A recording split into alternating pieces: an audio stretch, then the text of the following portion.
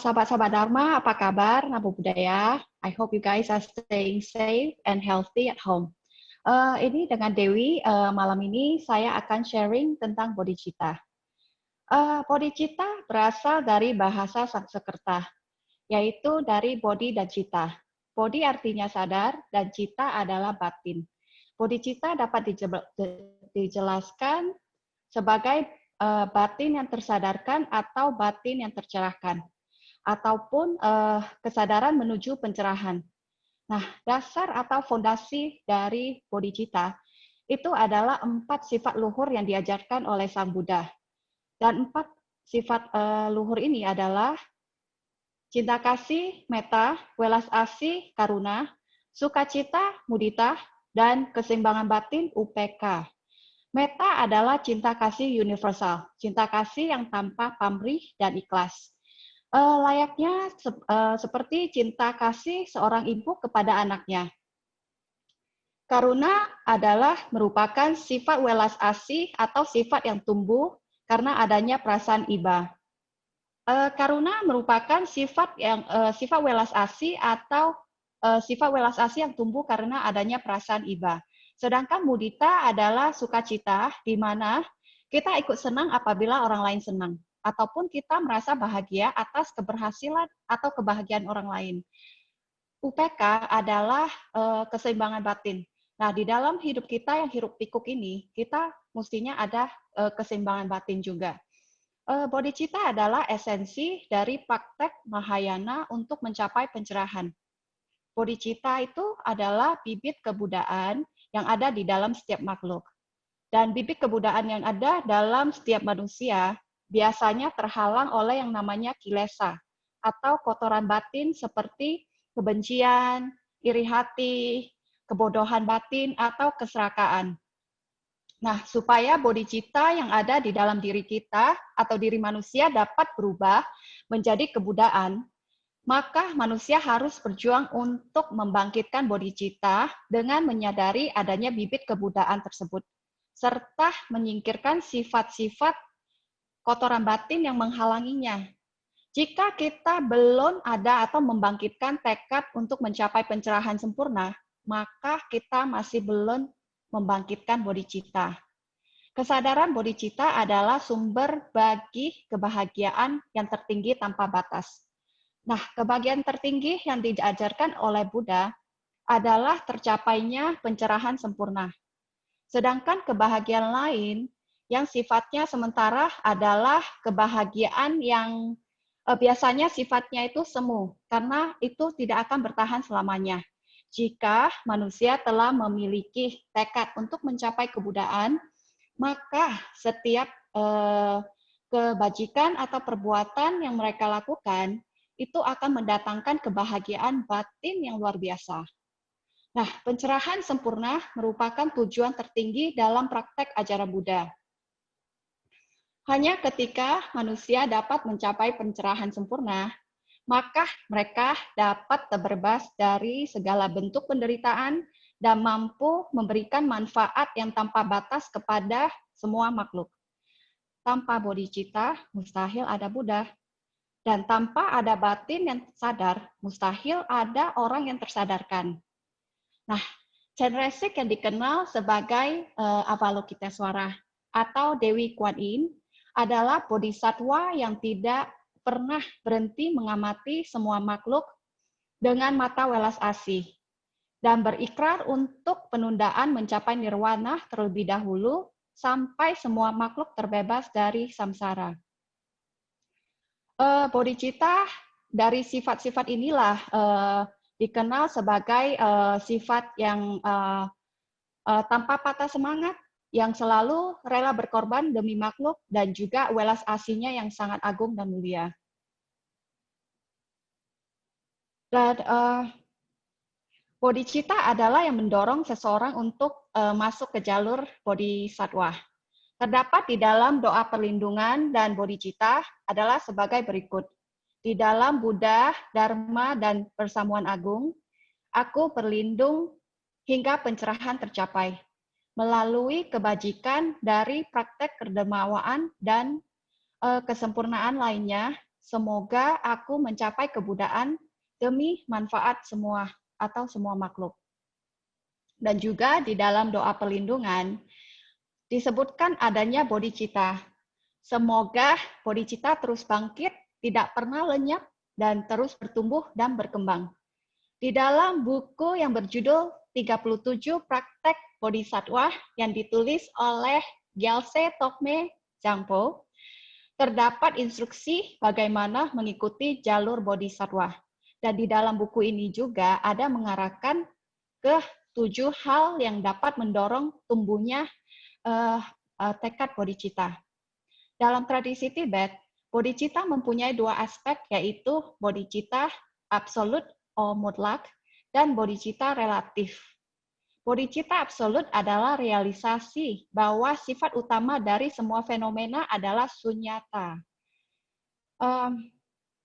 Dan bodhicitta dan untuk mewujudkan bodhicitta absolut atau mutlak, pertama-tama kita perlu menumbuhkan bodhicitta relatif.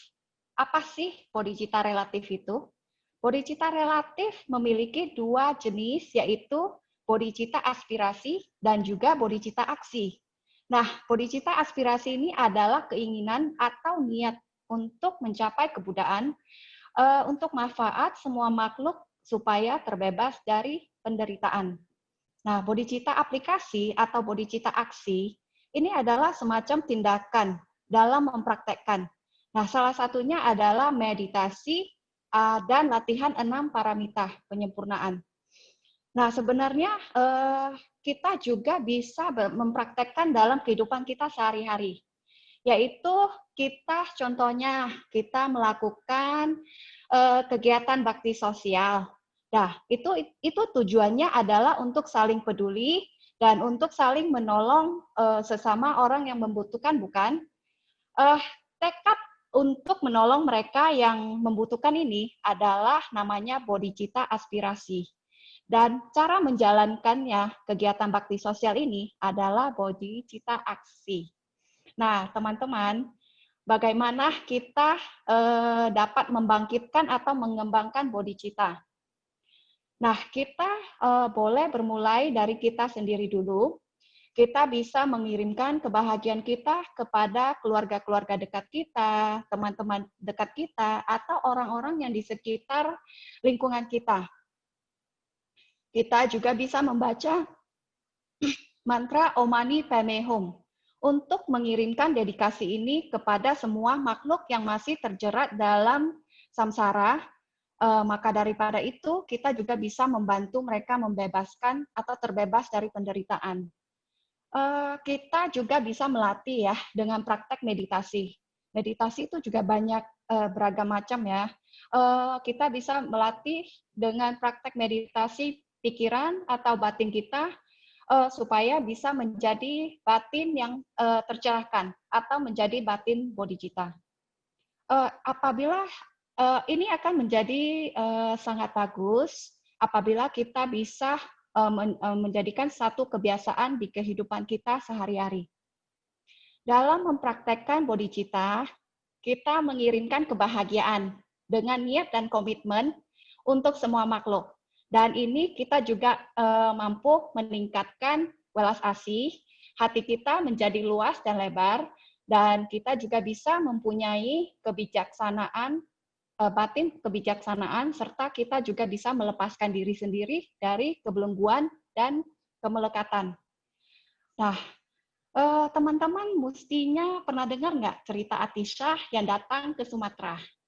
Apa sih yang membuat Atisha yang seorang biksu yang sangat terpelajar di India, ya bersusah payah datang ke Sumatera untuk berguru kepada Serlingpa Dharmakiti atau disebut Dharmakiti Suwarnadipa, seorang mahaguru di zaman Sriwijaya.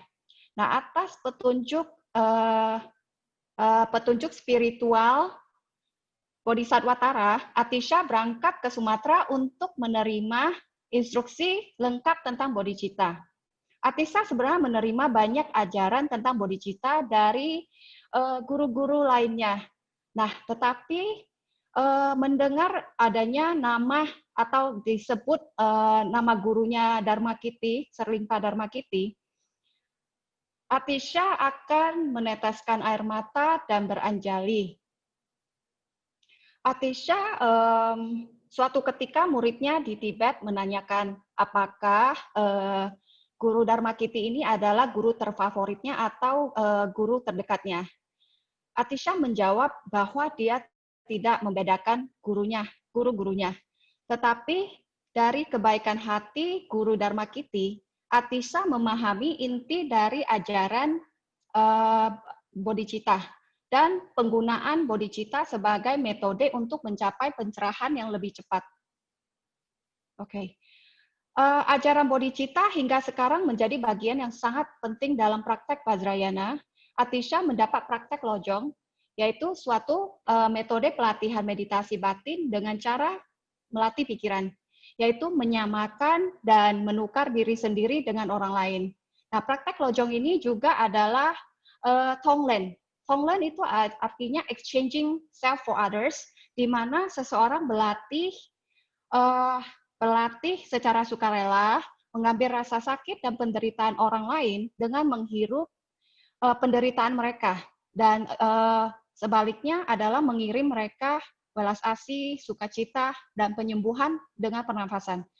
Nah, contohnya lagi nih, di kehidupan kita pasti ada makan di restoran yang menjual live seafood, bukan?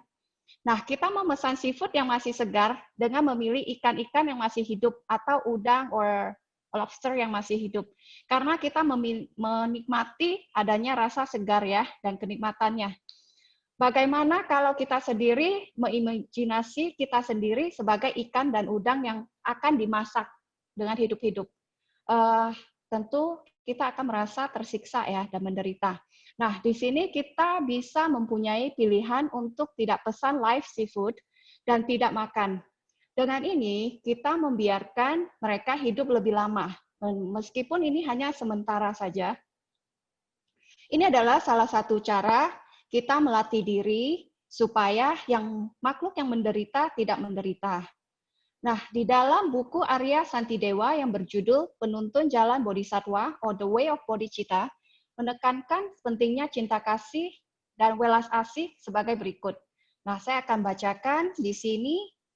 Mereka yang ingin menghancurkan berbagai penderitaan, keberadaannya dalam samsara. Mereka yang menginginkan semua makhluk memperoleh berbagai kebahagiaan, dan mereka yang ingin mengalami kebahagiaan yang berlimpah-limpah, seharusnya tidak mengabaikan bodhicitta.